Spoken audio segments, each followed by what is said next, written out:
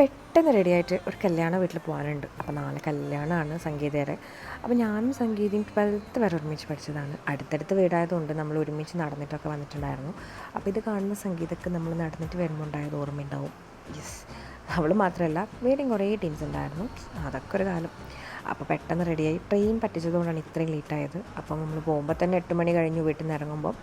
അങ്ങനെ നമ്മളൊരു 8:45 ആകുമ്പോൾ കല്യാണ വീട്ടിലെത്തി. പിന്നെ കല്യാണ വീടല്ലേ, എന്തായാലും പരിപാടി ഓണായിരിക്കും.